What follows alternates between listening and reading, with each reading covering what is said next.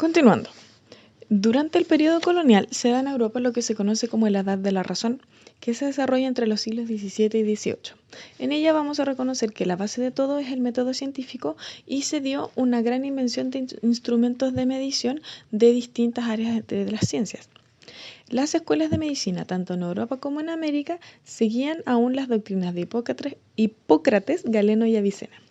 Personajes muy relevantes para la época, en Europa cuya proyección de su conocimiento fue capaz de alcanzar a América fueron René Descartes, quien escribió el método deductivo de la razón, Galileo Galilei, quien describió el método científico, William Harvey, quien demostró la circulación sistémica fundando las bases de la fisiología, y Marcelo Malpighi, quien descubrió la estructura tisular de los pulmones, la red capilar y venosa, describió túbulos renales, el glomérulo de Malpighi y además fundó la microscopía y la histología microscópica. Continuando, siguiendo la edad de la razón, vemos la edad del barroco y la época de la Inquisición. Hay una gran influencia de la Iglesia Católica sobre la monarquía española, que la monarquía española siempre se identificó como reyes católicos. Como mencioné previamente en la presentación, ellos participaron en muchas de las guerras santas contra los musulmanes por temas de religión. Esta gran influencia de la Iglesia Católica se va a proyectar a través de los reyes católicos de España al Nuevo Mundo y hacia todo el territorio conquistado por los españoles. Por normativa real se van a censurar libros limitando el conocimiento. Esto quiere decir que la Iglesia Católica, mediante el Tribunal del Santo Oficio de la Inquisición, va a censurar y filtrar cuáles son los libros apropiados o adecuados para el conocimiento y que no vayan en contra de todos los dogmas y paradigmas que se tienen en la religión católica sobre lo que es correcto en términos de Dios. Todo lo que vaya en contra de que Dios y su creación, el hombre, son el centro del universo, va a ser censurado, como por ejemplo, uno de los libros más censurados fue De Revolutionibus Orbium Coelestium, que es el libro que describía el movimiento de los cuerpos celestes escrito por Nicolás Copérnico. Fue uno de los libros más quemados y censurados a través de la Inquisición católica. Por otra parte, en el Nuevo Mundo va a haber una alta tasa de fundación de hospitales, recordando que esto fue gracias al decreto firmado por Carlos V de que cada nueva ciudad debía tener su propio hospital. Se van a generar nuevas escuelas de medicina y se va a iniciar con edición de libros en América. No todo va a venir directamente de Europa y de España, sino que va a empezar a generarse un poco de conocimiento o editar el conocimiento aquí en América. A su vez, va a haber una exportación de medicamentos desde América hacia Europa basado en hierbas nativas utilizadas por los pueblos indígenas para tratar sus enfermedades. Dos de estas, que fueron unas de las más importantes, son la ipecacuana y la quina. La importancia de la quina fue descubierta por los españoles una vez que Juan de Vega, médico del virrey conde de Chinchón, tuvo que buscar la forma de hacer que su esposa se mejorara de las fiebres tercianas. Las fiebres tercianas son lo que se conoce comúnmente como la malaria. Los jesuitas recibieron el conocimiento de la quina de los indígenas de Loja en Ecuador y traspasaron este conocimiento a Juan de Vega, quien fue capaz de curar a su esposa de la malaria. Posteriormente, la quina fue exportada a Europa cuando Juan de Vega retornó a España y se comenzó a vender a precios muy altos, y posteriormente los efectos de la quina sobre las fiebres fueron descritas en distintos libros médicos. La ipecacuana, por otro lado, tiene origen brasileño y fue llevada a Europa tras el descubrimiento de ella por un portugués.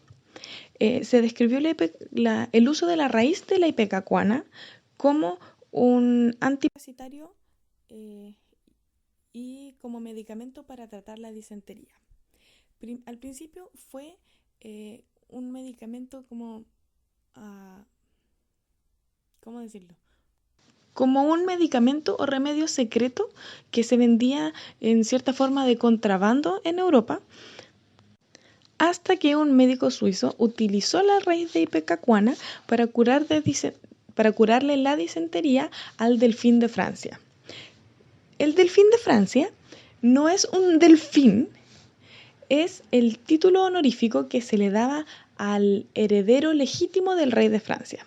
En este caso, Luis XIV, convirtiendo la ipecacuana como un medicamento utilizado masivamente para la cura de la disentería en Europa.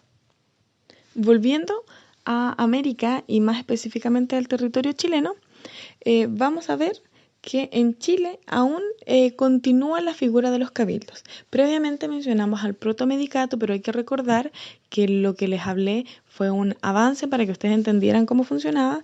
Aún no llegaba el protomedicato a Chile. Los cabildos cumplían la función de agente sanitario. Entonces, ellos decidían cómo se iba a enterrar a los muertos cuando se dieron cuenta de que había contagio de enfermedades desde los cuerpos. Iban a desarrollar las cuarentenas como medida de control para evitar la expansión o la propagación de enfermedades infecciosas. Vamos a ver también la figura de Juan Guerra Salazar como el primer médico criollo chileno. Ahora les vamos a hablar de una institución que corresponde a la botica de los jesuitas. La botica es lo que se conocía antiguamente como el equivalente a la farmacia actual. Los jesuitas eran los principales sostenedores o los principales dueños del conocimiento de la herbolaria y de los medicamentos que se utilizaban en la época. Al principio, la botica jesuita era de uso exclusivo para la comunidad jesuita, esto durante el siglo XVII. Una vez llegada a América la botica de los jesuitas, esta se va a ver muy enriquecida por las nuevas hierbas que se descubrieron y que empezaron a utilizar como medidas de tratamiento para las enfermedades. En el año 1644, la botica jesuita se va a volver pública, pero al volverse pública subieron los precios de forma excesiva, cosa que era muy difícil poder acceder a los medicamentos que ellos preparaban, pese a que técnicamente estaba de acceso abierto a todo el mundo. Esto como medida para mantener aún el conocimiento solo entre ellos. Ellos preparaban combinaciones magistrales que eran ideadas por cada médico. Cada médico preparaba su propia receta de medicamento de acuerdo a lo que conocía y a lo que creía, y esta receta, por decirlo así, era mandada a la botica de los jesuitas, donde ellos preparaban el medicamento con las dosis y las combinaciones que a ellos se les indicaban. Se reconoce la tríaca magna como la base de los medicamentos preparados en la botica, la cual estaba compuesta por ingredientes distintos tanto de origen vegetal, mineral o animal, e incluían en ocasiones opio y hasta carne de víbora. El tema de los preparados o combinaciones magistrales hay que destacar que sigue existiendo hasta hoy. Hay varias farmacias que tienen lo que se conoce como el recetario magistral. El recetario magistral es donde efectivamente los médicos mandan a hacer medicamentos especializados para algunos pacientes que no están comúnmente en venta para todo el público. Suelen ser medicamentos, por ejemplo, tópicos, cremas del tipo antifúngica, cremas del tipo anestésica, etc. Entonces hay que tomarle el peso y la importancia al concepto de la botica de los jesuitas, porque su forma de preparar medicamentos se mantiene hasta hoy día en las farmacias que todos conocemos. En conjunto a la Edad de la Razón, se desarrolla en el siglo XVIII el siglo de la Ilustración. En Europa se va a generar una secularización de la cultura y una transición al despotismo ilustrado. Se va a iniciar un abandono de las creencias acérrimas de la religión en pos del conocimiento. Este conocimiento se va a desarrollar también en base al empirismo racionalizado, es decir, a la puesta en práctica mediante el uso de la razón. Si nos fijamos en el cuadro de abajo, donde hablamos de las correlaciones temporales mundiales, vamos a destacar que en 1742 Celsius va a inventar el termómetro de 100 grados. Y esto se correlaciona con lo que les había mencionado previamente, de que durante esta época fue una de grandes desarrollos en términos de material instrumental de medición. Volviendo a Chile, vamos a ver que Felipe V va a ordenar la creación oficial de la Universidad de San Felipe de Chile ante la insistencia de que era insostenible continuar enviando personas a estudiar hasta Lima para luego regresar. Era demasiado complejo, así que Felipe V cedió a la creación de una universidad en Chile. Se va a crear un cementerio para el control de epidemias, como por ejemplo la disentería, que fue una enfermedad a la que se vieron enfrentados los españoles al llegar a América.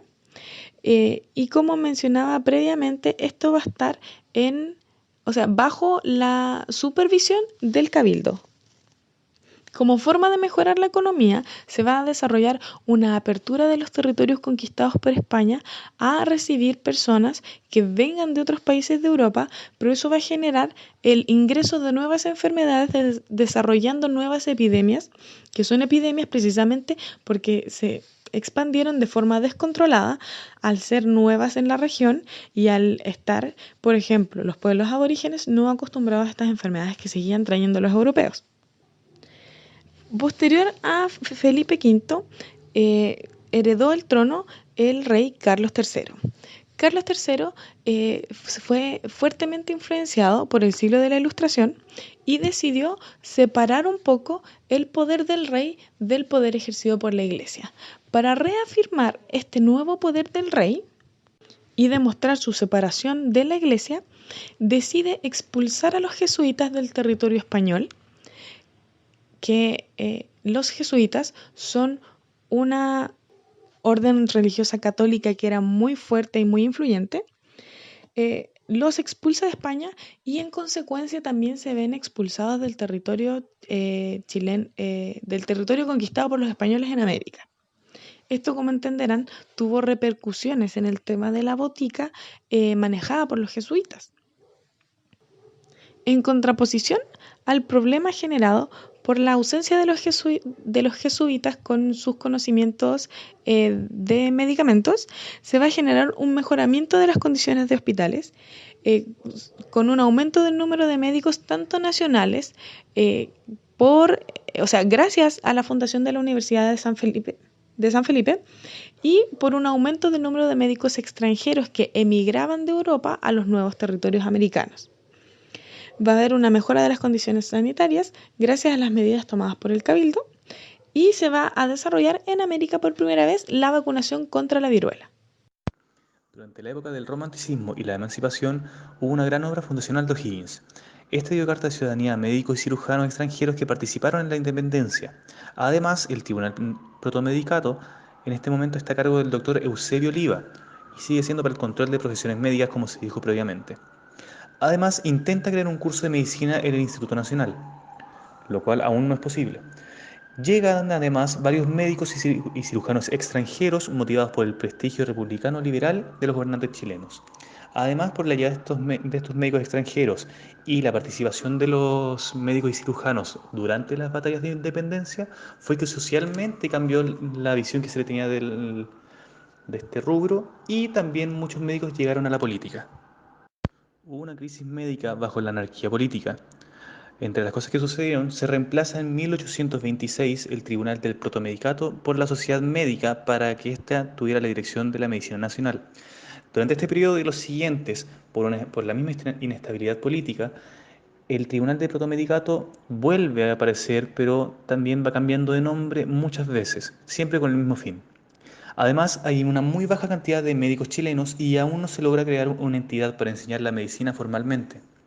Hay un precario control y manejo de hospitales, higiene y salud pública, pero, pese a la anarquía política que se vivía, continuaban llegando los ilustres extranjeros como Claudio Gay y Andrés Bello. Esto principalmente por el prestigio que supuestamente tenía Chile y por contratos de parte del gobierno.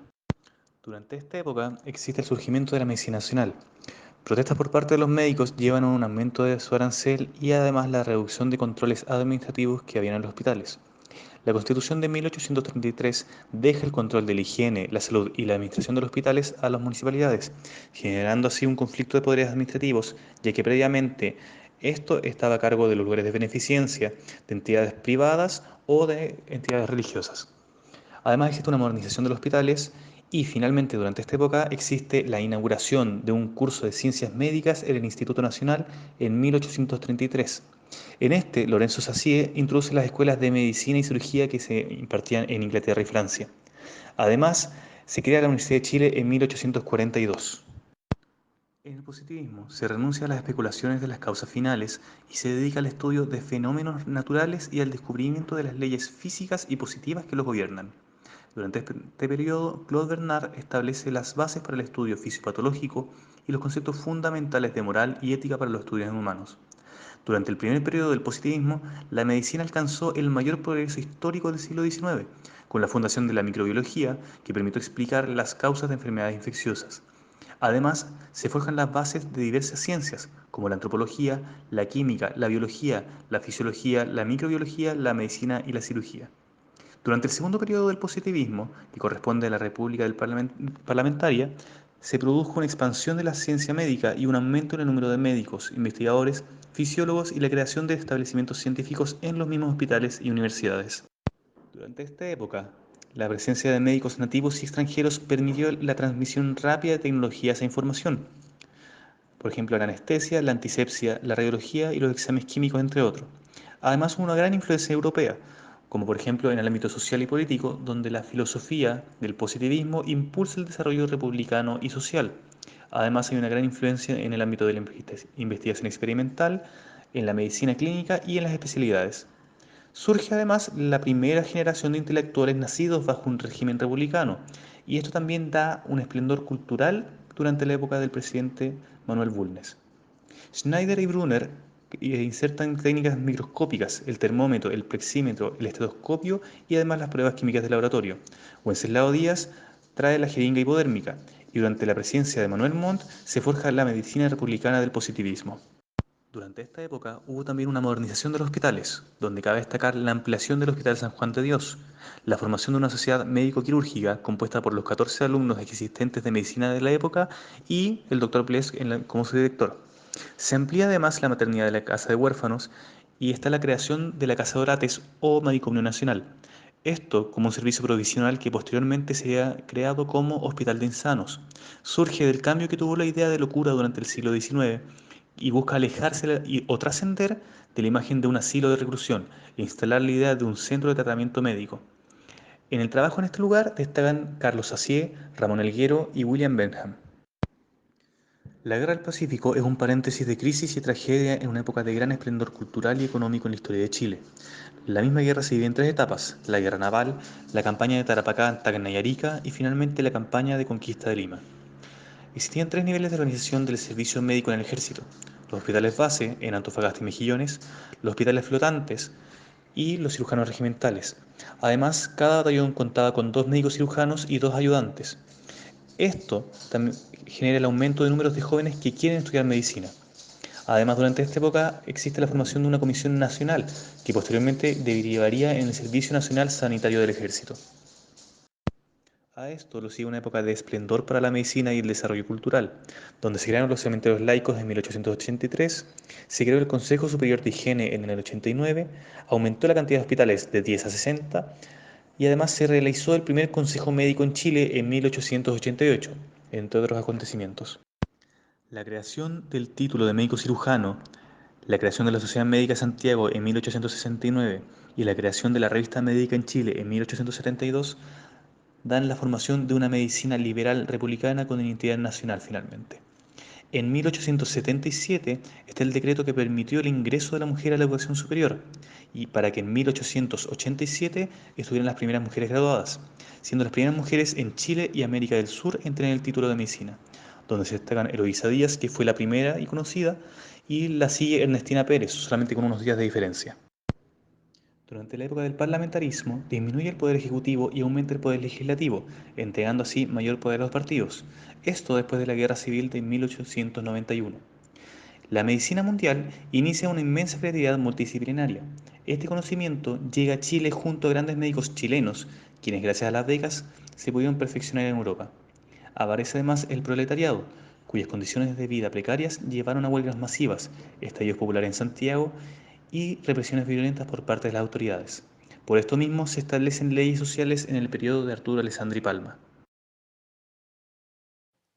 Antes de comenzar de lleno con la medicina del siglo XX, vamos a contarle un poco qué estaba sucediendo en Chile a principios del siglo XX como contexto histórico. La crisis del carbón en Lota y Coronel, producto de la Primera Guerra Mundial, colapsa el comercio exterior y en Chile caen los ingresos fiscales bruscamente. El fin del salitre conlleva una migración hacia Santiago en busca de mejores vías. Cuando los obreros del salitre llegan esperanzados de que las autoridades hicieran algo por ellos, se dan cuenta de que simplemente no podían hacer mucho y se improvisaron albergues con muy mala salud pública.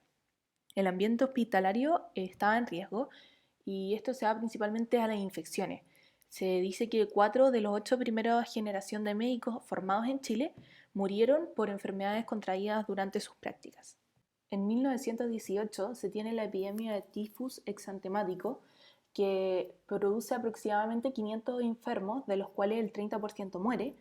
Emergen grandes médicos que impulsan nuevos tratamientos y tecnologías. Los nuevos médicos se van ganando la confianza pública, lo que lleva a que la medicina sea más respetada y se retrocede en la superstición y mitos. También tenemos la construcción de hospitales, que se van a mencionar a continuación, y existía una alta mortalidad infantil que estaba dada principalmente por la mala nutrición y las malas condiciones que vamos a ver más adelante también. Como correlación temporal tenemos en 1901, Planck anunció la teoría de las cuentas para la emisión de la energía radiante, que fue confirmada por Einstein en 1905. En 1914 y 1918 tenemos la Primera Guerra Mundial, que como bien sabemos causó un impacto en Chile. En 1915 la teoría general de la relatividad por Albert Einstein. En 1920 Rubin insufla las trompas de falopio en casos de esterilidad. Viejos y nuevos hospitales. La administración de la salud a principios del siglo XX era sostenida principalmente por la Junta de Beneficencia, que era constituida por filántropos. Los aportes de beneficencia cambian la situación de salud pública en el país. Por ejemplo, entre 1900 y 1930 disminuye la mortalidad infantil de un 50 a un 25%, y esto es por la aparición de establecimientos infantiles. Tenemos la creación de hospitales que son solo para niños y también se dieron cuenta que los niños que presentaban desnutrición y eran afectados por las epidemias morían más fácilmente. Entonces se crea la Hospedería San Rafael, que principalmente se encargaba de cuidar a los niños desnutridos. En Santiago se mantenían 4 hospitales: el San Vicente de Paul, San Juan de Dios, San Borja y San José, de los cuales el San Borja era un hospital exclusivo para mujeres que se había creado para subsanar la proximidad entre enfermos de ambos sexos que existía en el Hospital San Juan de Dios. Cuando se creó este hospital tenía 20 camas en 3 salas y las enfermas eran atendidas por un solo médico. Más adelante la dotación de camas aumentó a 110 y se contrataron nuevos profesionales. Pasando a los nuevos hospitales, en 1920 se crea el quinto hospital, que es mixto, y el Hospital Barros Luco. Es un hospital moderno que tiene un sistema de pabellones aislados, dado principalmente a los nuevos conocimientos sobre la asepsia que se conocían. Como bien sabemos, y mencionaron nuestros compañeros de la presentación anterior, a comienzos de siglo los descubrimientos de Pasteur influyen en la medicina chilena y la construcción de los hospitales comienza a tener relación con los riesgos de infección y contagio. Esto quiere decir que los hospitales se hacen más amplios, se comienzan a orientar hacia el sol, se requiere una buena ventilación, se crea división y aislamiento entre los enfermos, se comienza a separar la cirugía y la medicina, se le da importancia a los pabellones, las salas de exámenes, la curación, y se comienzan a separar también según la especialidad. Entonces, a lo largo de este periodo, todos estos cambios gradualmente generan que la situación de los hospitales pasa de la filantropía, de la Junta de Beneficencia, a la acción estatal y de los servicios voluntarios a profesionales remunerados. Medicina social y sus principales actores. La medicina social tuvo un enorme impulso debido a tres principales factores. El primero es que gracias a los médicos que desarrollaron una conciencia del fuerte impacto de los factores ambientales en la salud, lo que los lleva a denunciar sus causas y las consecuencias que traían en la gente. También la Primera Guerra Mundial, que genera una expansión de cultura de revolución industrial y perseguía las enfermedades y vicios como el alcoholismo, ya que dañaba el capital humano del país, es decir, que afectaba a las fuerzas productivas. Entonces, esto le afectaba a los países en materia de desarrollo. Y por último, la miseria obrera despertará sentimientos humanitarios en las sociedades en general. Esto crea una conciencia de responsabilidad en que se deben mejorar las condiciones de vida de los más pobres. Esto conlleva a que Arturo Alessandri Palma firme las principales leyes médico-sociales, cuáles son el Código Sanitario, Dirección General de Sanidad, que se realizó en 1918, y la Ley de Medicina Preventiva de 1938.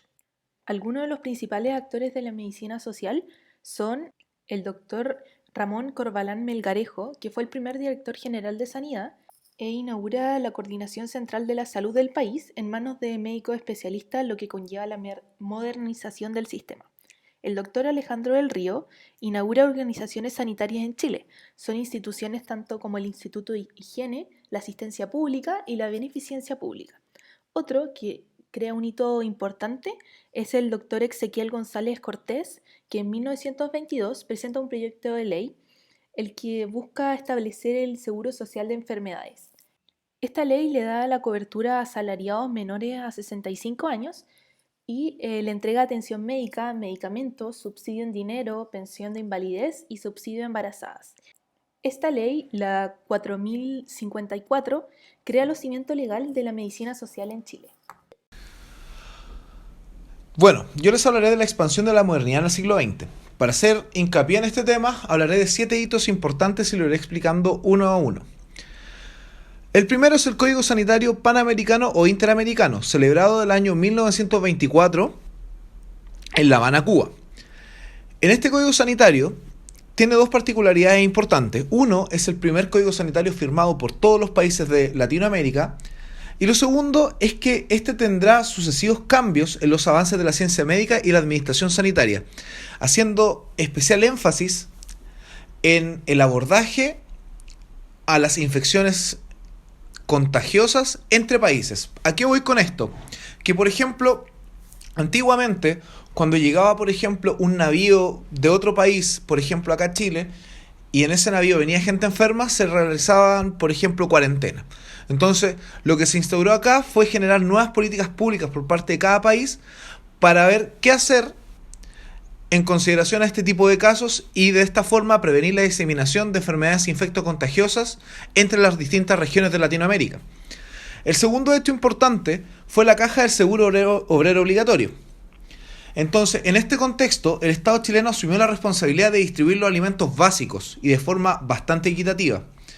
La caja del seguro obrero obligatorio tiene mucha influencia sobre lo que es la nutrición, ya que aseguró la nutrición para el mismo trabajador como para también los hijos menores de 2 años que el trabajador iba a tener. Para contextualizar y entender un poco de qué se trata la caja de seguro obrero obligatorio, lo importante primero que todo es entender que es un sistema de previsión social, el cual va a tener aportes tanto del Estado, del empleador como del trabajador. Los fondos van a ser destinados tanto para pagar licencias médicas y la posterior jubilación del trabajador, como también estos fondos fueron utilizados en la época para la construcción de postas rurales y consultorios de atención. El otro hecho, que también es muy importante, es que el doctor Alejandro del Río creó la Escuela de Servicio Social de la Beneficencia Pública. Esta escuela fue pensada para atender madres en desgracia y a niños. ¿Debido a qué? Antiguamente, la función del servicio social o del asistente social, como se conoce hoy en día, era ejecutada por religiosas europeas, ¿ya? Pero una vez que se instauró la Primera Guerra Mundial, las religiosas europeas dejaron de venir a Chile, por ende esta función quedó completamente coja. ¿Quién asumió esta función? Las nuevas generaciones de asistentes sociales o de servicio social que fue fundando o fue generando esta escuela creada por el doctor Alejandro del Río. Y esto, ¿qué se relaciona con la medicina? Que claramente veía toda la parte psicosocial del problema que tenían de salud los pacientes. Entonces era un apoyo muy importante a la labor del médico. Por otro lado también tenemos que el año 1929 se generó la epidemia escarlatina en Chile, la cual llevó a abrir mayor cantidad de camas y muchas veces también a generar mayores puestos para pacientes dentro de los mismos hospitales.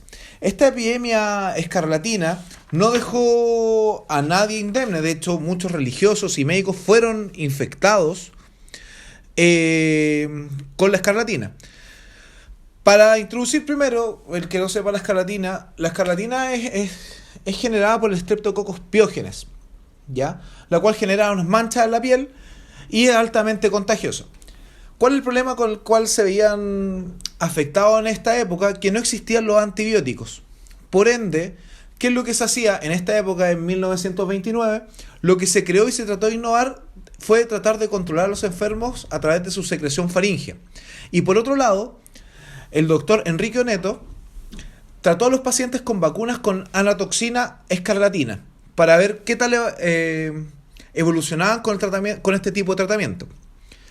Acá en la imagen se hacen dos paralelos muy importantes que yo creo que vale la pena mencionar. Es que, por ejemplo, en 1842, también cuando hubo una plaga escarlatina, se ve en la tablita de la caricatura cómo se trataba en ese entonces, que era a través, por ejemplo, de sangrías, emetizantes, etc. ¿Ya? En ese entonces los protomédicos tenían mucha importancia en tema del tratamiento, en especial, por ejemplo, el protomédico Guillermo Blest.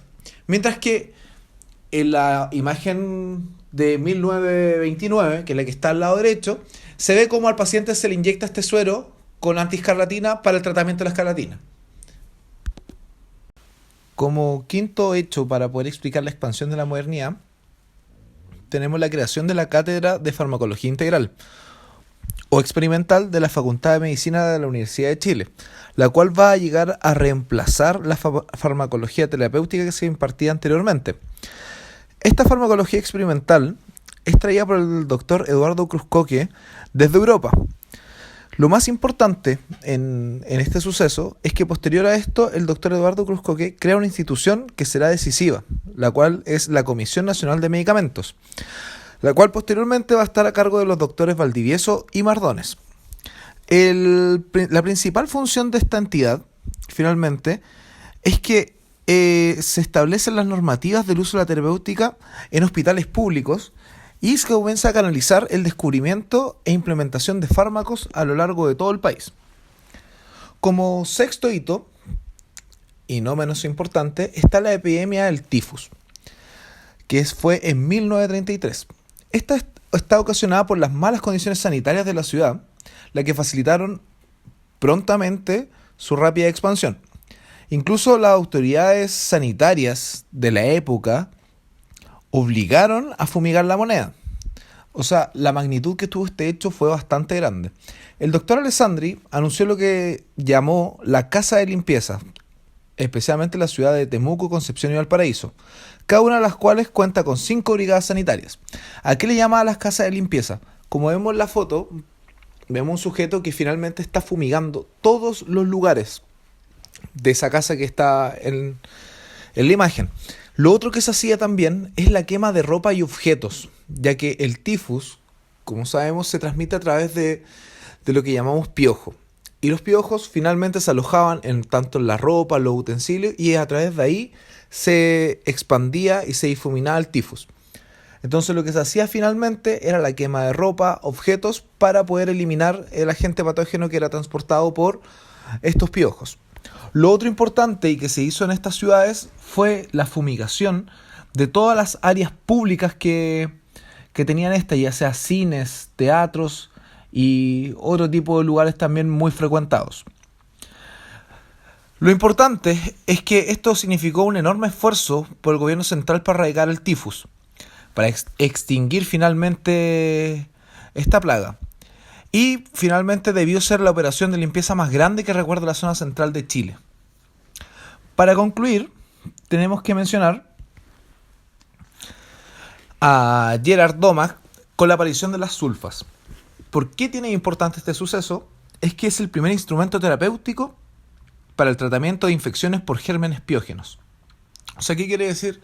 Que finalmente es el primer instrumento que se utiliza para patologías infectocontagiosas. Acá en Chile el pionero en traer esto fue finalmente el doctor Alessandri, el cual realizó investigaciones con sulfapiridina y generó un trabajo de interés mundial con esto mismo. Y posteriormente también veremos que el doctor Cruzcoque implementa esta terapia y así finalmente se empieza a dar solución a muchas patologías a las cuales no teníamos acceso ni se le podía dar solución, ya que no había nada que las pudiese controlar de cierta forma. Como dato, el doctor Alessandri logra la aplicación de la sulfamidoterapia en epidemia de la meningitis meningocócica. El terremoto del año 1939 fue un suceso muy catastrófico, el cual dejó 30.000 muertos y una cifra mayor de heridos. Este terremoto ocurrió entre las ciudades de Talca y Concepción, siendo Chillán la ciudad más afectada. La importancia de este suceso radica en dos situaciones muy importantes. Por un lado, el contingente de la zona y las autoridades en general de aquella época se dan cuenta que no existe un sistema de salud único el cual sea capaz de coordinar la ayuda sanitaria en la catástrofe. Y por otro lado, se pone en jaque todas las posibilidades de atención médica en el país, ya que hay heridos que quedan aislados en zonas rurales. Para dar solución a estas dos problemáticas ya mencionadas, es que el gobierno, en ese entonces del presidente Pedro Aguirre Cerda, da la misión al doctor Víctor Grossi de sistematizar y organizar la asistencia sanitaria en la zona para dar un orden y una mejor atención a los heridos del lugar. Ahora, una vez que el doctor Víctor Grossi llega a la zona con su contingente de salud y material sanitario, elabora ciertas estrategias, las cuales una muy importante es trasladar a los enfermos graves a otras ciudades. Por otro lado, se da albergue a los damnificados y encontrar asilo permanente a los niños que quedaron huérfanos tras esta catástrofe. Otra cosa bastante importante es que se comienza a implementar vigilancia epidemiológica de las enfermedades que van saliendo posterior a este suceso. Y por otro lado, se establecen medidas preventivas profilácticas muy importantes, como son las campañas masivas de vacunación, el saneamiento ambiental y la cloración de agua, para prevenir de esta forma la transmisión de enfermedades infectocontagiosas en la zona. Ahora, la importancia de este hecho, como ya lo mencioné, fue que generó una experiencia de coordinación de todos los servicios médicos de la capital y de la provincia, lo cual hace replantear y decir que finalmente falta un organismo que coordine de forma central toda la asistencia de salud en el país. Y es con este suceso que comienza a gestarse otro cambio radical en la medicina chilena, lo que pavimenta para dar a futuro paso al Sistema Nacional de Salud. El año 1942 se funda el Servicio Médico Nacional de Empleados, el cual es conformado por la fusión de departamentos de salud del conjunto de cajas de previsión de empleados tanto públicos como privados. Es de carácter de medicina preventiva, o sea, se funda y finalmente su esencia va en la medicina preventiva para prestar la atención en salud. Y por otro lado, da gran importancia en la clase media nacional, la cual está formada, como ya mencioné anteriormente, por empleados públicos y particulares. Se basaba en cotizaciones de empleados dependientes y pago directo al solicitar la atención. O sea, algo muy parecido a lo que se hace hoy en día, en donde uno cotiza el 7% y cuando uno se va a atender a una modalidad de libre elección, debe pagar un copago, que es lo que no cubre FONASA o la ISAPRE. La ley 16.781 de medicina curativa del año 1968 ofrece la modalidad libre elección, como ya les mencioné anteriormente. Y otra cosa importante es que finalmente esta institución, el año 79, se fusiona con el Servicio Nacional de Salud, que en ese entonces ya estaba creado hace varios años, y se crea el Fondo Nacional de Salud llamado FONASA. Otro dato importante y que no está mencionado acá, escrito en nuestra presentación, es que el año 1952, con la creación del Servicio Nacional de Salud, se estableció una serie de convenios para el uso de recintos y personal médico. ¿Por qué es importante esto? Ya que anterior al año 1952, las acciones de salud de Sermena se realizaban exclusivamente en los recintos de Sermena y no en otros. Ahora les hablaré de la nutrición infantil en Chile y cómo esta va evolucionando. Por eso comenzaré con el Patronato Nacional de la Infancia, la cual es una institución la cual entregaba alimentos a madres y niños desnutridos. Era financiado por privados. Y por otro lado, en este mismo patronato, el doctor Luis Calvo Maquena tuvo una influencia importante, ya que sugiere que no solamente se entreguen alimentos, sino que también se le hagan controles de salud a los niños. En el año 1906 se crea las gotas de leche. Ahora nos preguntaremos qué son las gotas de leche. Fue el nombre que recibieron las primeras instituciones privadas en Chile destinadas y creadas para solucionar el problema de desnutrición y mortalidad infantil. Estas instituciones vienen en reemplazo o son anexas al Patronato Nacional de la Infancia. ¿Qué importancia tienen las gotas de leche? Uno se preguntará. Y finalmente son muchísimas porque, primero que todo, instauran el concepto de control sano que hasta hoy en día se utiliza en los controles que se le hacen al niño en los consultorios y en los establecimientos de atención primaria en nuestro país. Y por otro lado, se generan y son pioneros en la estrategia de alimentación complementaria, que después va a desencadenar en el Programa Nacional de Alimentación Complementaria más adelante y que les voy a mencionar. También surge la primera olla infantil más adelante, que son obras filantrópicas, o sea, de gente que tenía un buen sustento económico y que da origen a los primeros comedores escolares. O sea, se empieza a ver lo fundamental y la problemática de que hay muchos niños que van a la escuela y no tienen una alimentación correcta o en sus hogares no tienen qué comer. Por otro lado, se genera y se establece el seguro obrero obligatorio, como lo mencioné anteriormente ya. Y esto es importante porque comenzó a considerarse la alimentación infantil como un deber del Estado y un deber de las madres trabajadoras. Más que un deber, un derecho, mejor dicho, de las madres trabajadoras. ¿Ya? Otra cosa importante es que ya en el año 1929 se genera la Sociedad de Ollas Infantiles, la cual tiene la finalidad de dar la alimentación gratuita a los alumnos indigentes que concurren a las escuelas primarias. O sea, lo que fue el primero como la primera hora infantil, después se establece como la Sociedad de Ollas Infantiles. El año 1936 se crea el Consejo Nacional de Alimentación. Influencia importante de la creación de esto el doctor Cruz Coque, ya que revitaliza esta institución. ¿Con qué fin? Para realizar estudios y respaldar las decisiones públicas a través de estos mismos. ¿Ya? Una vez que el doctor Cruz Coque investiga e indaga más sobre el ámbito de la nutrición infantil, da la conclusión de que la principal causa de enfermedades y muerte infantil era la desnutrición. O sea, es la primera persona que científicamente, a través de estudios, demuestra que en nuestro país la principal causa de la mortalidad se debe a la desnutrición. En el año 1937-1938 se establece por ley, a través de la ley Madre-Hijo, que todo trabajador con sistema de previsión tenía derecho a recibir alimentación complementaria y atención médica para sus hijos menores de 2 años. Es importante este suceso ya que, como lo mencioné en un principio, se crea la ley.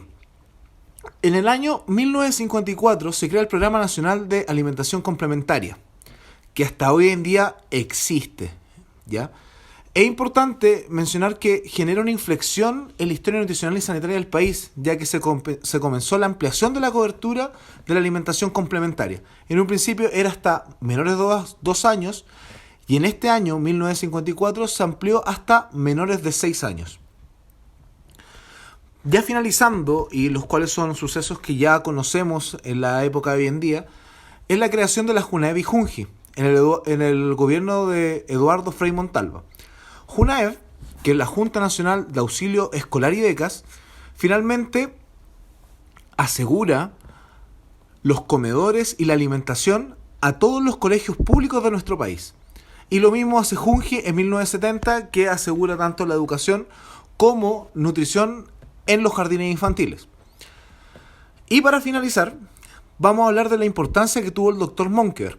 El doctor Monkeberg en 1974 crea la Corporación para la Nutrición Infantil, CONIN, el cual es una organización sin fines de lucro que se encarga de atender a todos los niños que están desnutridos. Se crea con diferentes sucursales y sedes a lo largo de nuestro país. Y en 1976 se crea el Instituto de Investigación y Tecnología en Alimentos de la Universidad de Chile, el INTA, el cual estaba encargado de realizar investigación enfocada en la desnutrición infantil. Hoy en día el INTA, ya como la desnutrición infantil es un tema que se ha ido superando a lo largo de los años, ya no solamente se dedica a nutrición infantil, sino que a nutrición en todos los rangos etarios de la población. Cuando hablamos del gremio de los maestros, tenemos que hacer sí o sí hincapié en estos 4 médicos mencionados en esta diapositiva. Primero hablaremos del doctor Aníbal Aristía, el cual es abogado y posteriormente estudia medicina. Se especializa en pediatría con las mejores eminencias de la época en Alemania, y es donde trae el sistema que le permite fundar el servicio materno infantil del Seguro Obrero acá en nuestro país. Junto con el doctor Luis Calvo Maquena, trabajan juntos en la Casa Nacional del Niño, en donde modernizan la atención del niño, valga la redundancia, y disminuyen la mortalidad. Este excelente resultado genera que esta Casa Nacional del Niño se transforme en un hospital pediátrico, el cual futuramente será el Hospital Dr. Luis Calvo Maquena, el cual el año 1942 abre sus puertas.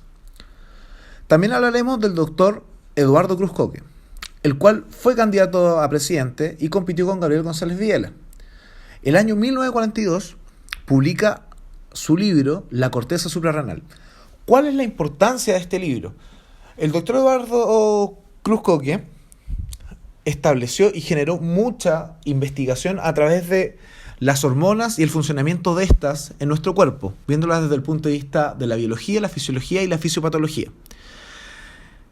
El doctor Eduardo Cruz Coque empezó a hablar de todo esto y evidenció el efecto de las hormonas mucho antes de las grandes publicaciones a nivel mundial, y esas investigaciones desencadenaron o dieron el fruto de la publicación de este libro, que es La corteza suprarrenal. Y lo otro muy importante es la importancia fundamental que tiene el doctor Eduardo Cruz Coque en la farmacología, ya que de Europa trae la idea y trae la concepción de empezar a aplicar fármacos para enfermedades infectocontagiosas. Es por esto que es uno de los primeros en aplicar la penicilina y las sulfas para el tratamiento de infecciones contagiosas. Y por otro lado, también la aplicación de hormonas a partir de extractos tiroideos y pancreáticos. Por otro lado, el doctor Hernán Alessandri Rodríguez, ya junto con el doctor Amador Negme, demuestran que la triquinosis es endémica en Chile. Por otro lado, el doctor Alessandri genera evidencia y genera investigación en la sulfamidoterapia en epidemia de meningitis meningocócica, lo cual pavimenta también la aplicación de este tipo de medicamentos en nuestro país. En 1944, el doctor Alessandri genera el mejor estudio conocido del alcoholismo como factor de enfermedad en Chile. Esto es súper importante, ya que fue uno de los primeros médicos acá en Chile el cual determina que el alcoholismo es un factor de riesgo tanto para sufrir enfermedad como de mortalidad para muchas enfermedades. Otra importancia que se le atribuye al doctor Alessandri es que junto con el doctor Carretón cambió la forma de enseñanza en la medicina. ¿Por qué? Que lo que pasaba en esa época es que muchos ramos se enseñaban solamente de forma teórica y al enfermo se le veía de forma muy alejada. Es, por ejemplo, como si se estuviera enseñando semiología, pero finalmente no se hiciera ni siquiera una simulación clínica o un acercamiento con el paciente para aplicar esos conocimientos. Entonces, lo que hizo junto con el doctor Carretón es que muchos ramos que eran solamente teóricos los empezaron a fusionar con ramos prácticos para dar una mayor integración y mejorar la enseñanza médica en nuestro país. El Colegio Médico es una institución la cual se fundó el 30 de agosto de 1948. ¿Con qué fin se fundó finalmente el colegio de nuestro gremio? Para el perfeccionamiento, la protección económica, social y la supervigilancia de los profesionales médicos cirujanos. El colegio médico desde sus comienzos tuvo una importancia fundamental en la contingencia nacional y por otro lado dio un importante valor a lo público. Para hacer hincapié en lo primero que le acabo de mencionar, el presidente del Colegio Médico de Chile, el doctor René García Valenzuela, en el año 1950, acude a la moneda para hacer valer y hacer saber la difícil situación del gremio debido a la excesiva funcionarización de la profesión. Y por otro lado, el interés en lo público se ve reflejado rápidamente por la creación de un curso en la Escuela de Salubridad, el cual está dirigido a los interesados en mejorar la salud del pueblo en su conjunto. Como dato anexo a lo que también ocurre en esta época es que en el año 1948 se funda la Sociedad Médica de Cardiología, donde el doctor Hernán Alessandri Rodríguez, el cual mencionaremos más adelante en nuestra presentación, es el primer presidente. El año 1948 ocurre el gran incendio en la Facultad de Medicina de la Universidad de Chile. Esta es una noticia que sacude a cientos de médicos en el país. Este siniestro es una fecha imborrable en la historia médica del siglo XX, ya que se perdieron documentos históricos de la disciplina médica en Chile. Las pérdidas fueron incalculables desde el punto de vista histórico. Claro ejemplo de esto es que la biblioteca formada por los legados de los doctores Barros Borgoño, Amunátegui y Sierra fue completamente quemada. Para poder un poco dimensionar lo que acabo de nombrar, voy a hacer un poco de hincapié en lo que fue el doctor Lucas Sierra para la medicina en nuestro país. El doctor Lucas Sierra es uno de los maestros de la cirugía moderna en Chile. Fueron los formadores de la especialidad quirúrgica y su enseñanza en la historia de la medicina chilena en nuestro país es muy importante. El doctor Lucas Sierra se desempeñó como docente en la Universidad de Chile. Fue uno de los primeros en practicar la colecistectomía en nuestro país y promovió los conceptos de la cirugía moderna abdominal y la apendicitis en sus diferentes formas clínicas. Entonces, si nosotros extrapolamos a que todos estos documentos y legados que pudiesen haber dejado el doctor Lucas Sierra hayan sido quemados, la pérdida es muy pero muy dolorosa. Claro ejemplo del dolor que se sintió por este suceso son las palabras del rector Juvenal Hernández, el cual manifestó su consternación al diario El Mercurio de la época. Me quiero quedar con la última frase que dice lo siguiente: es el trabajo de muchas generaciones de médicos chilenos que se ha extinguido en unas cuantas horas. Entonces, para poder dimensionar esto, es que es un suceso el cual marcó el que muchos documentos y muchos legados fueran borrados. Otro organismo importante que se funda en agosto de 1952 es el Servicio Nacional de Salud. Este se funda bajo el contexto nacional de que las principales causas de muerte en ese entonces eran la tuberculosis, la enfermedad respiratoria y circulatorias. Este servicio se funda bajo la fusión orgánica de 4 grandes instituciones, las cuales son los departamentos médicos de las cajas del seguro obligatorio, el Servicio de Beneficencia y Asistencia Social, la Dirección General de Sanidad y la Dirección General de Protección de la Infancia y Adolescencia. Ahora uno se preguntará, ¿este servicio cómo era financiado finalmente? Por un lado, el mayor financiamiento lo tenía por parte del Estado. Después, esta misma institución daba cierto financiamiento, que es cerca del 15%, y el resto eran ingresos varios, como por ejemplo la explotación de fondos e industrias de la época. Dentro de los logros que se le puede dar al Servicio Nacional de Salud, está el avance en la cultura sanitaria en la población, ya que se empieza a generar mucho la medicina preventiva. Y por otro lado, está el aumento de la cobertura médica. ¿Qué quiere decir esto? Que el Servicio Nacional de Salud se preocupó de dar asistencia médica hasta los lugares más recónditos que se podía dar en ese entonces. Entonces, ¿qué es lo que tenemos como resultado de esto? Que mejora las condiciones de salud de la población. Por otro lado, algo no menor que realizó el Servicio Nacional de Salud y que tuvo un impacto bastante importante dentro de la epidemiología de la enfermedad en nuestro país, es que se crearon programas de fomento, protección, recuperación y rehabilitación de salud. Uno de los más importantes que se crea, por ejemplo, acá que está nombrado, son las normas para el tratamiento de la tuberculosis, ya lo que finalmente dio un logro destacado internacionalmente en la segunda mitad del siglo XX. Como podemos ver acá el gráfico, y correlacionamos las fechas, desde que se fundó el Servicio Nacional de Salud el año 1952, la tuberculosis tiende a bajar repentinamente en nuestro país, especialmente la tasa de mortalidad, que es la que muestra el gráfico. ¿Esto debido a qué? Ya que estas normas de tratamiento de tuberculosis estandariza todo lo que se va a hacer con los pacientes que son infectados por esta bacteria que causa esta enfermedad. Una de las cosas importantes y que deja de legado esta norma y que se ocupa hasta hoy en día en los centros de atención primaria y que finalmente causa un gran impacto en la salud de estos pacientes, es que una vez que se le da el tratamiento antibiótico, este tratamiento debe ser administrado y visto por un personal de salud. Y esa estrategia terapéutica y de salud que se ocupa desde ese entonces se ocupa hasta hoy en día, ya que dio bastante buenos resultados y especialmente para demostrar y verificar la adherencia al tratamiento que tiene cada paciente. Dentro de las estadísticas fundamentales y que podemos resaltar más y que tienen relación con lo que acabamos de explicar, es que ocurrió una disminución de la mortalidad de tuberculosis. Aquí sale que es de 237,5 por 1000 habitantes y disminuyó a 70,2 por 100.000 habitantes.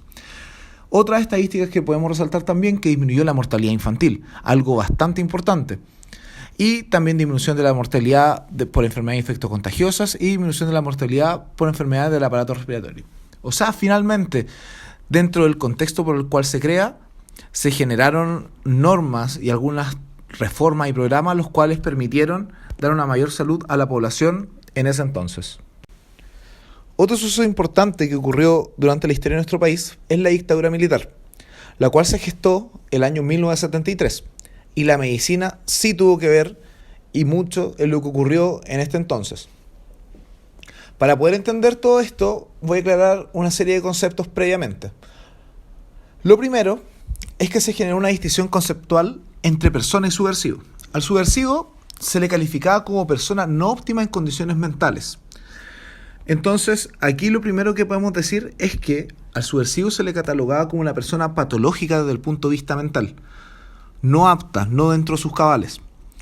Y por otro lado, se genera esta distinción, como ya lo mencioné, entre persona y subversivo. El subversivo finalmente perdía su calidad de persona para los sujetos que torturaban.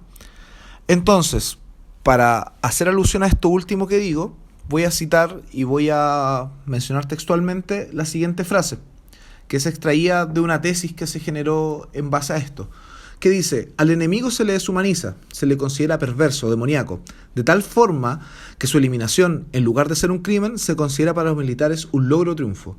Importante, quedémonos con lo primero, que dice: al enemigo se le deshumaniza.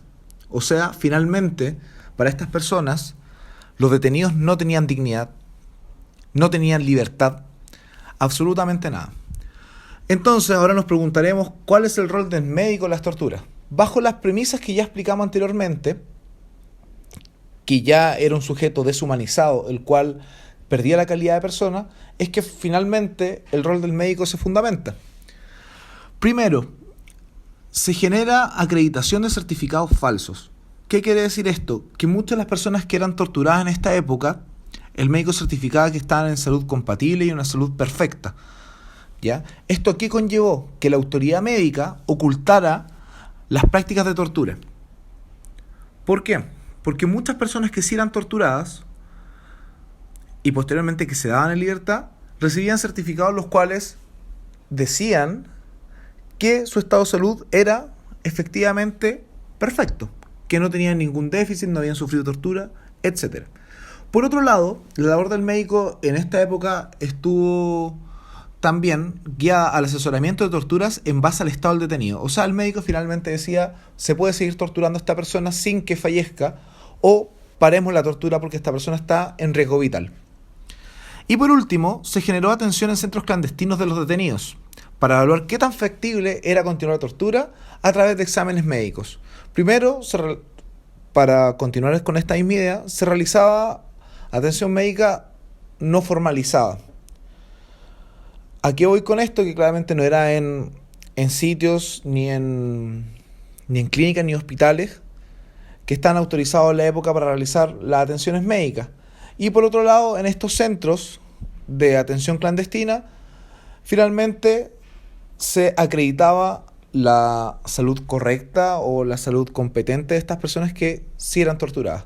Ahora, para finalizar, dar un poquitito hincapié y ver cómo la magnitud que esto tuvo al nivel de la medicina en nuestro país, es que estos sucesos en el cual el médico está involucrado en torturas no ha sido algo muy frecuente en la historia de la humanidad. Solamente podemos tener dos ejemplos o dos paralelismos históricos en los cuales también vimos este suceso. Por un lado, en los campos de concentración, y eso creo que lo sabemos todo por historia universal. Y por otro lado, también se gestó esto en los médicos que participaron en las dictaduras sudamericanas, tanto en Argentina, Uruguay y Paraguay. Esto es importante porque no en muchas culturas ni tampoco no en muchos sucesos de la humanidad ha ocurrido que la medicina haya estado involucrada en sucesos de tortura en los cuales se deshumaniza a la persona. Avances tecnológicos del siglo XX. Como primer avance tenemos la creación de la genética moderna aproximadamente en los años 80, que logra leer químicamente el código genético y también aislar, clonar y duplicar genes.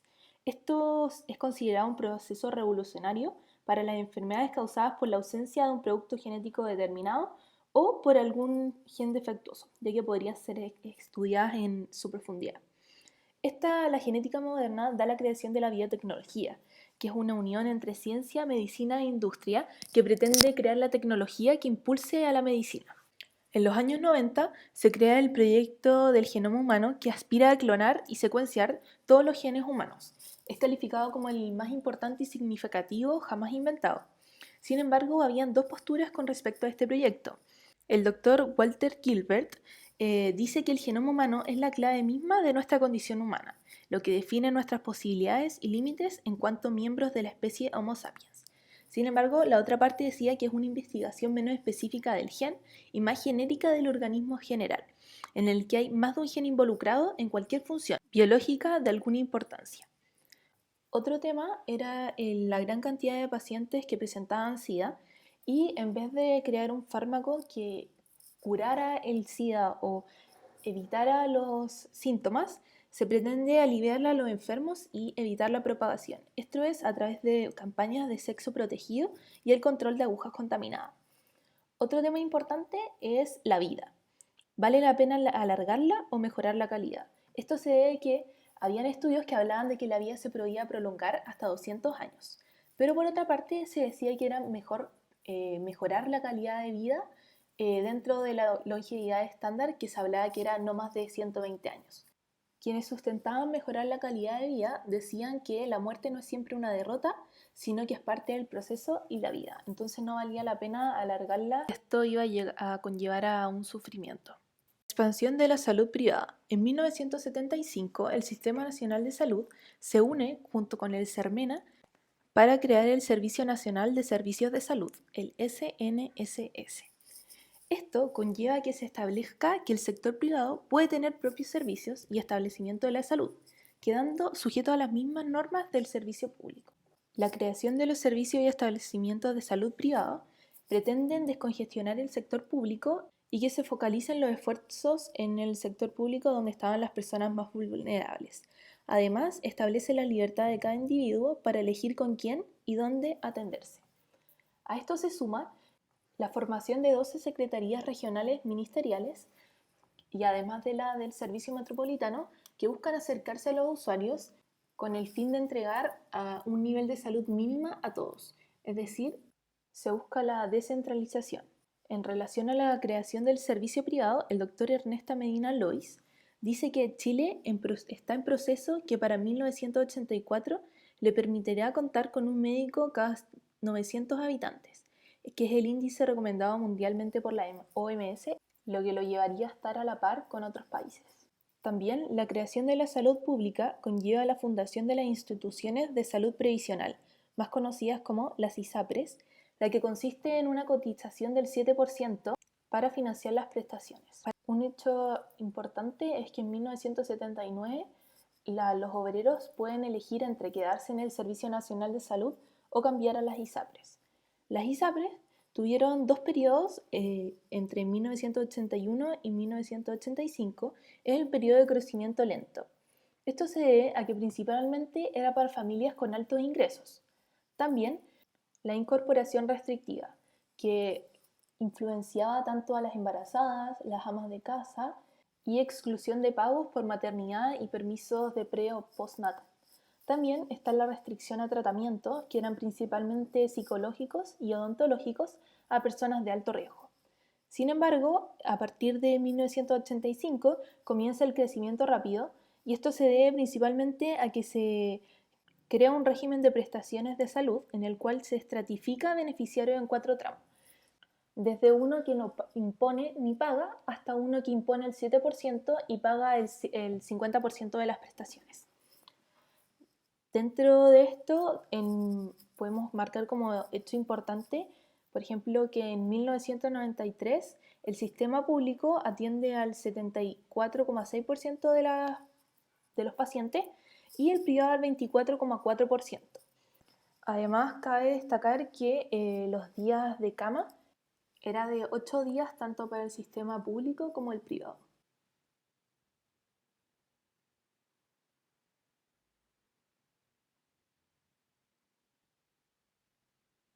En las conclusiones del siglo XX tenemos aspectos positivos y negativos. Dentro de los aspectos positivos tenemos que la mortalidad infantil disminuye considerablemente. Como podemos ver en el gráfico a la derecha, en la parte inferior, en 1900 la mortalidad era aproximadamente 342 cada 1000 niños y en 1997 la mortalidad es de 10 cada 1000 niños, lo que es una diferencia considerable. También el 75% de los medicamentos son producidos en el país, los que crean mayor accesibilidad debido a los no altos precios por el transporte de estos.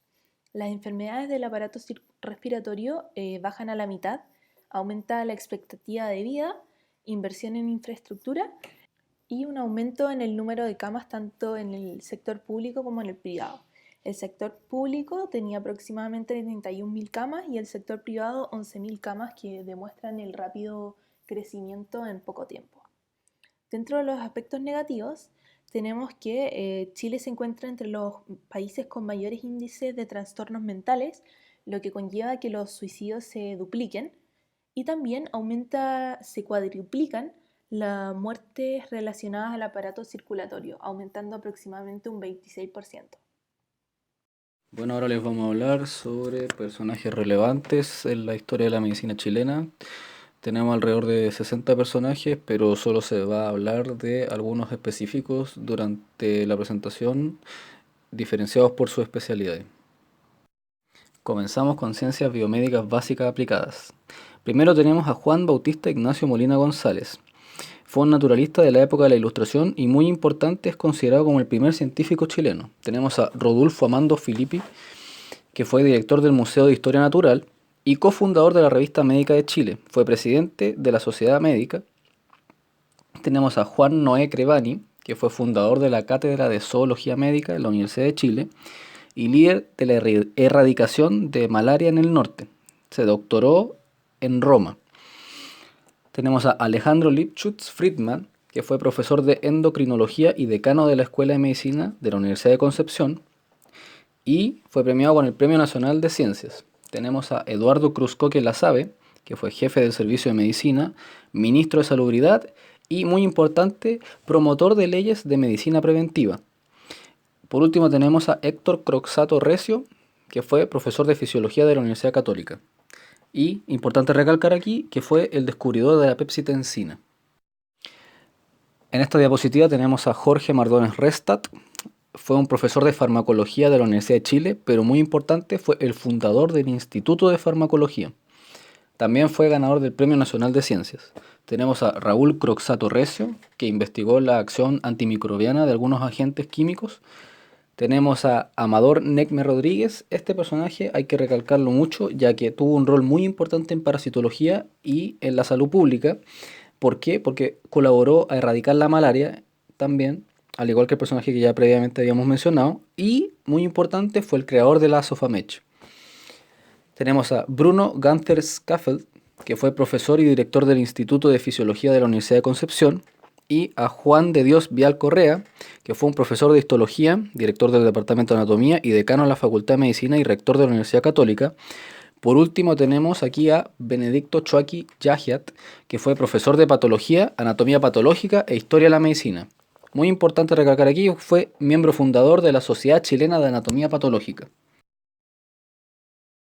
Ahora seguimos con medicina interna y especialidades de esta.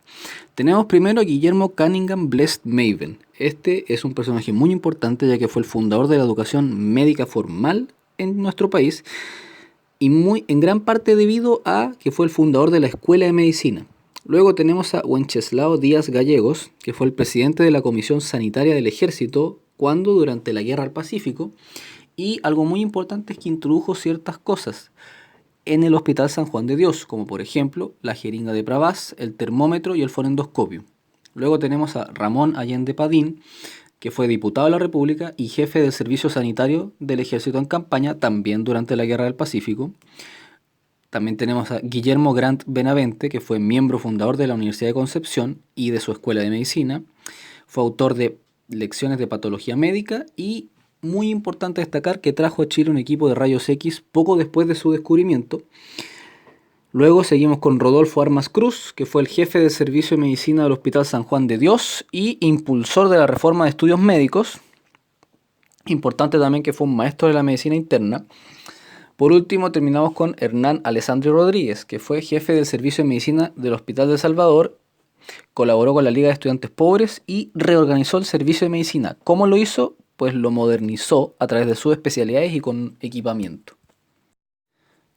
Ahora seguimos con otra diapositiva en la cual tenemos a Esteban Parroquia Beguín, que fue creador de consultorios periféricos, también fue ganador del Premio Nacional de Medicina y, importante destacar, fue el fundador y presidente de la Fundación de Investigación y Perfeccionamiento Médico. Luego tenemos a Santiago Soto Obrador, que, muy importante, fundó y fue decano de la Facultad de Medicina de la Universidad Finisterre y publicó también un manual de semiología. Luego tenemos a Alfredo Yadresic Vargas, que fue dirigente de la Reforma Universitaria en el año 1968 y también colaboró como endocrinólogo en la cátedra del profesor Armas Cruz en el Hospital San Juan de Dios. Tenemos a Héctor Ducci Claro, que fue autor de una clasificación original de las ictericias, promotor del uso de corticoides en qué enfermedad, en la hepatitis fulminante, y fue autor de Ictericias y Laboratorio, ya como habían mencionado, clasificación original de la ictericia. Fue presidente de la Sociedad Médica Santiago. Luego tenemos a Ramón Corbalán Herreros, que fue creador del primer servicio de urgencia para pacientes cardíacos y maestro de la cardiología chilena. Luego tenemos un personaje que probablemente les suene mucho, ya que es autor de uno de los libros muy usados en la carrera, que es Alejandro Goich. Fue profesor titular y decano de la Facultad de Medicina de la Universidad de Chile, es maestro de la medicina interna, es profesor emérito de la Universidad de Chile y se especializó en medicina psicosomática, donde en la Universidad de Oklahoma. Por último tenemos a Ricardo Cruz Coque Madrid, que fue presidente de la Sociedad Genética de Chile y de la Sociedad Latinoamericana Genética. Ahora seguimos con pediatría. Importante destacar aquí cómo fue disminuyendo la tasa de mortalidad infantil gracias a los progresos durante cada década. Primero partimos con Francisco Javier Tocornal Gres. ¿Qué es importante de él? Que fue nuestro primer profesor de pediatría, fue el presidente del Consejo de Higiene y Salud Pública Nacional. También muy relevante es que ayudó a hacer de la carrera una profesión muy prestigiosa.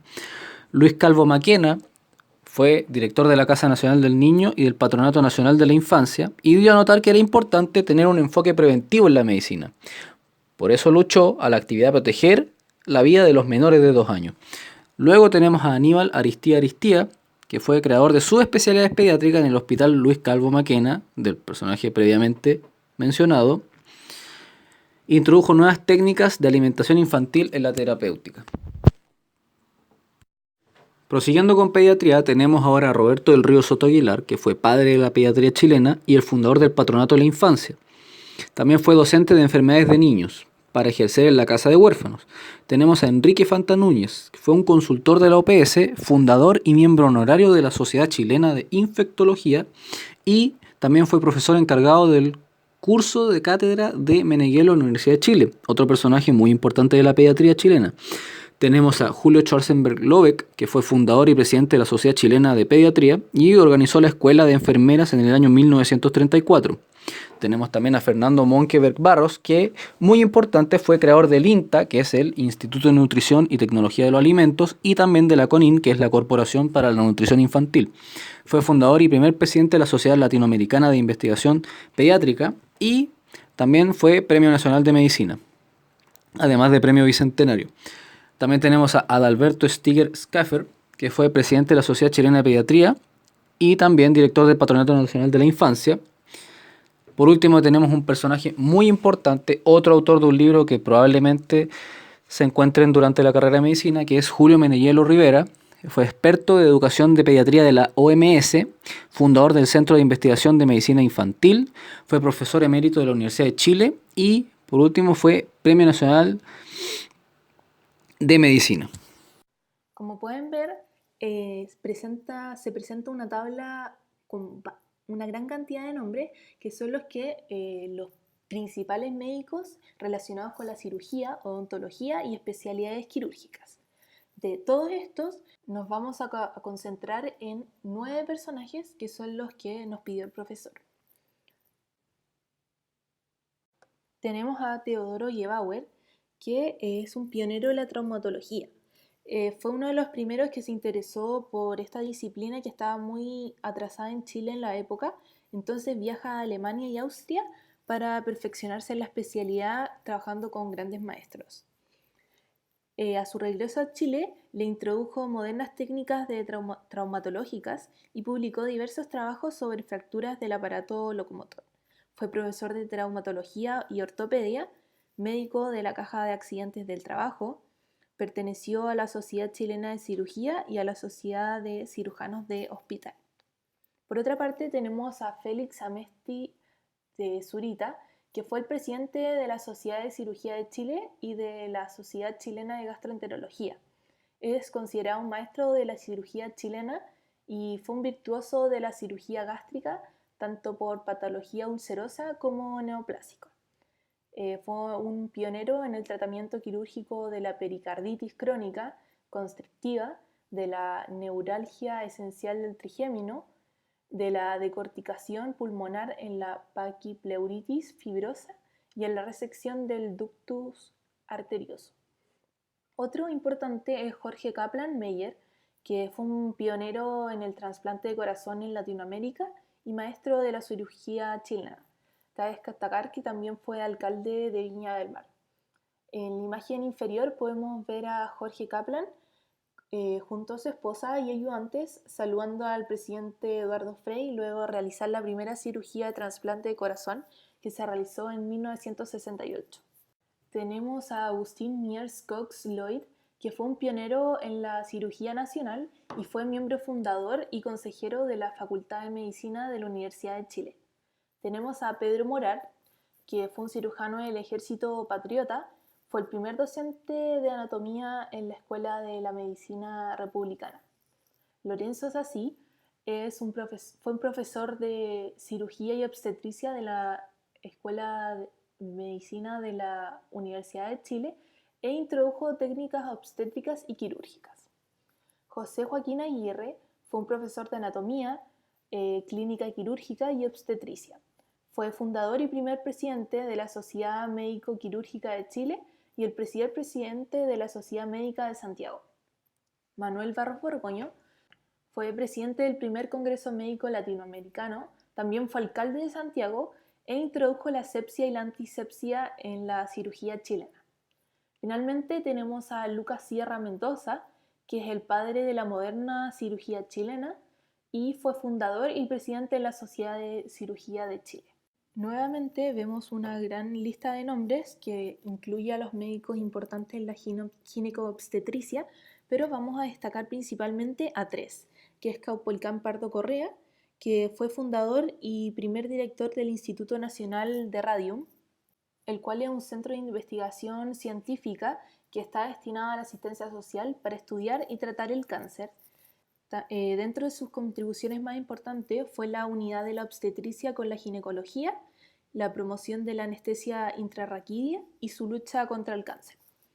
También tenemos a Marcial García Huidobro, que es un maestro de la gineco-obstetricia chilena y latinoamericana, fue miembro de la Sociedad de Biología de Chile y fue presidente de la Sociedad Chilena de Ginecología y Obstetricia.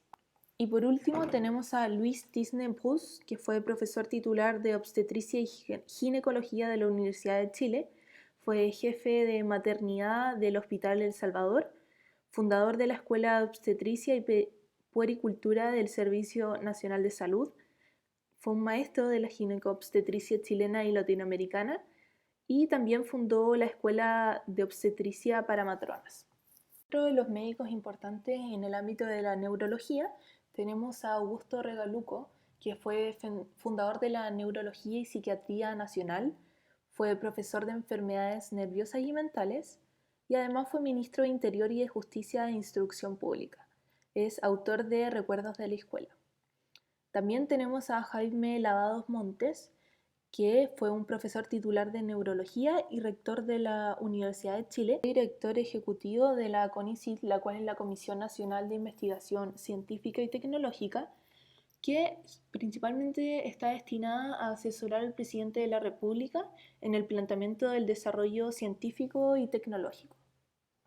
En el ámbito de la psiquiatría tenemos a Armando Roa Rebolledo, el cual fue profesor titular de psiquiatría de la Universidad de Chile y de la Universidad Católica.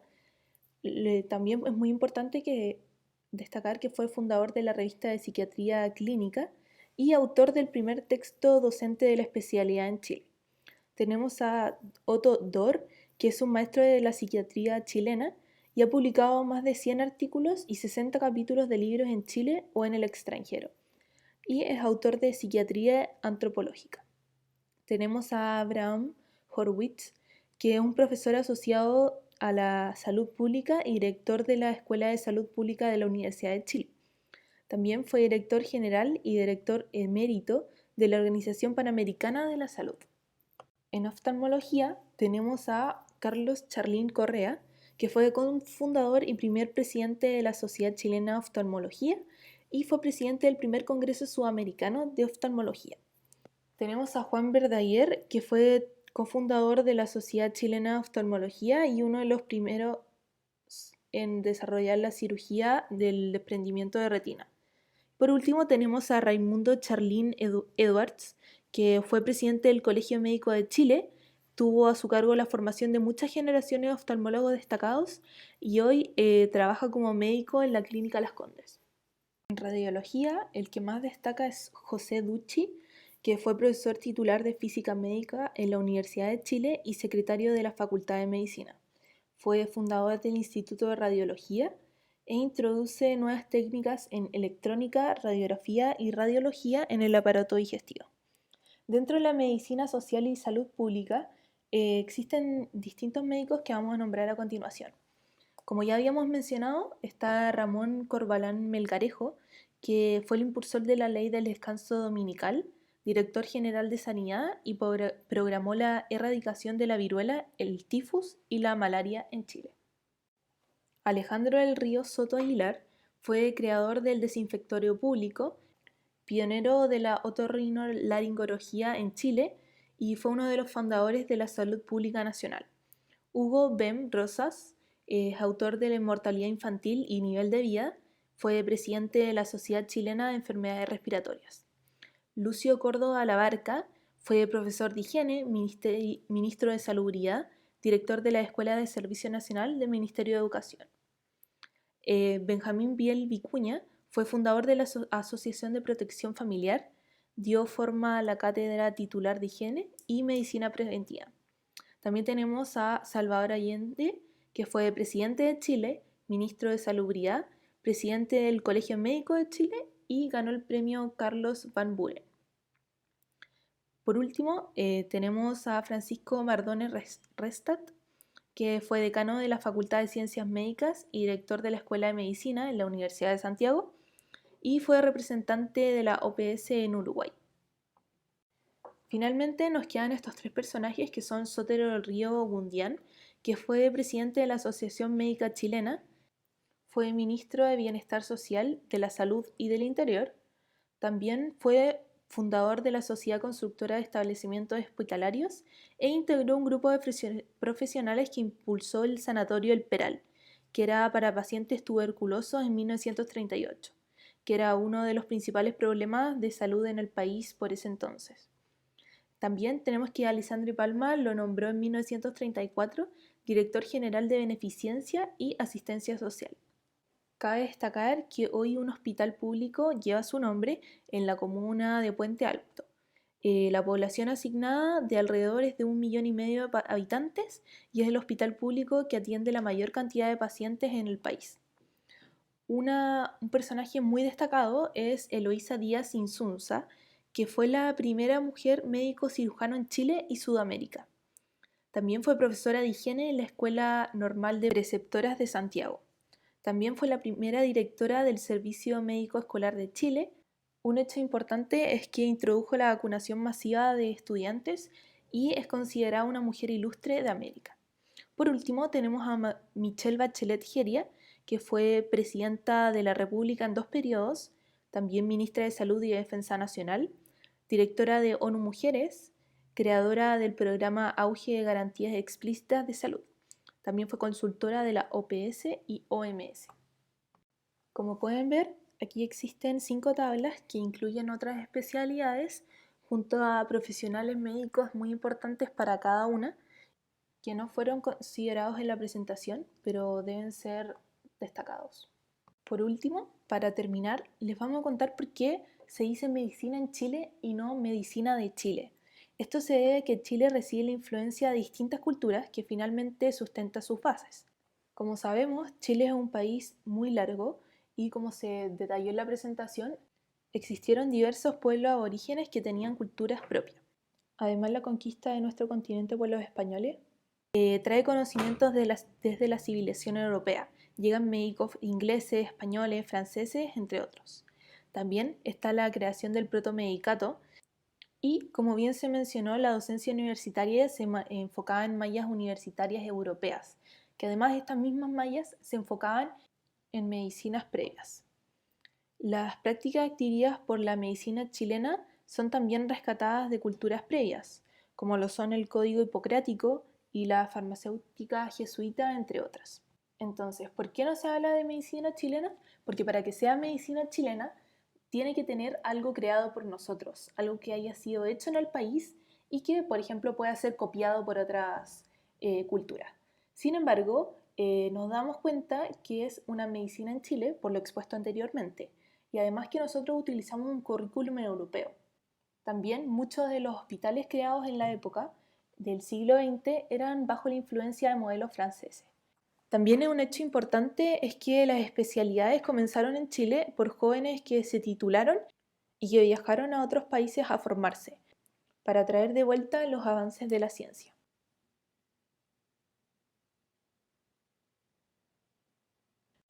La bibliografía utilizada y muchas gracias por su atención.